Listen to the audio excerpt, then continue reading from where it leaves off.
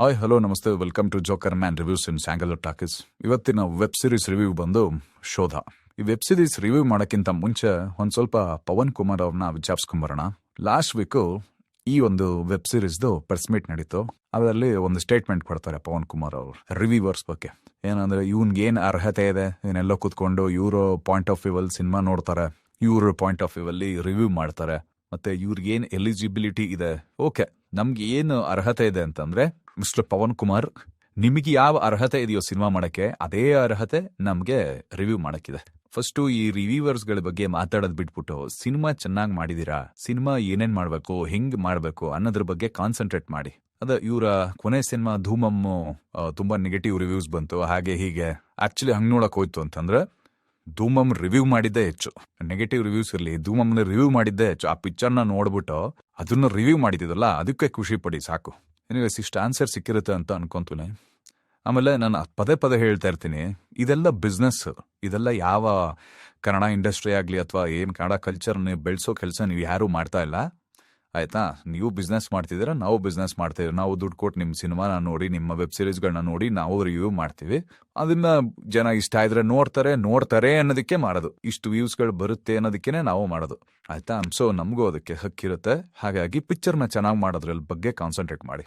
ಇವತ್ತಿನ ರಿವ್ಯೂಗೆ ಬರೋಣ. ಶೋಧ. ಮೊದಲನೇದಾಗಿ ಈ ವೆಬ್ ಸೀರೀಸ್ನ ಆನ್ಲೈನ್ ಕಥೆ. It's a pure thriller web series. ನಿಜವಾಗ್ಲೂ ನಾನು ಒಂದು ಅಬ್ಸರ್ವ್ ಮಾಡಿದ್ದೇನು ಅಂತಂದ್ರೆ, ರಾಘವೇಂದ್ರ ಹೆಗ್ಡೆ ಅವರು ಇಂಡಿಯಾ ಹೆಡ್ ಆದ್ಮೇಲೆ, ಕಾಂಟೆಂಟ್ ಹೆಡ್ ಆದ್ಮೇಲೆ ಏನೋ ಆಗಿದ್ದಾರೆ ಸಮಥಿಂಗ್. ಅವ್ರು ಆದ್ಮೇಲೆ ಕನ್ನಡದಲ್ಲಿ ವೆಬ್ ಸೀರೀಸ್ ಓಪನ್ ಆಗಿದೆ.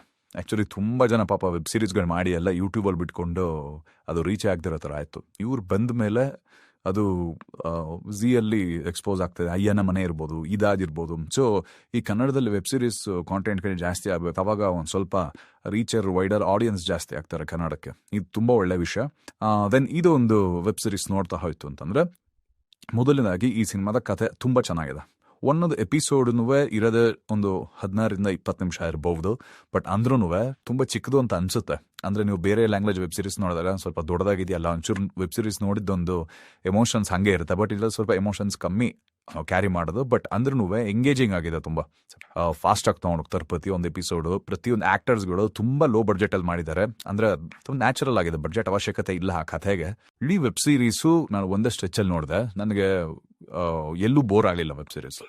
ಸೇಮ್ ನೀವು ಅಂದ್ರೆ ತುಂಬಾ ಎಕ್ಸ್ಟ್ರಾರ್ಡಿನರಿ ಸ್ಟೋರಿ ಅಂತ ಹೇಳಕ್ಕಾಗಲ್ಲ. ಒಂದು ಹೆಂಡತಿ ಮಿಸ್ಸಿಂಗ್, ಒಬ್ಬ ಲಾಯರ್ ಅವನು ಹೆಂಡತಿ ಮಿಸ್ಸಿಂಗು, ಹೆಂಡತಿ ಆದ್ಮೇಲೆ ಬೇರೆಯವ್ರು ನನ್ನ ಹೆಂಡತಿ ಅಂತ ಬರ್ತಾರೆ, ಯಾಕೆ ಬರ್ತಾರೆ, ಏನ್ ಬರ್ತಾನೆ, ಇವನು ಏನಾಗಿರ್ತಾನೆ, ಅದೆಲ್ಲ ತುಂಬಾ ಚೆನ್ನಾಗಿ ಕ್ಯಾರಿ ಮಾಡಿದ್ದಾರೆ.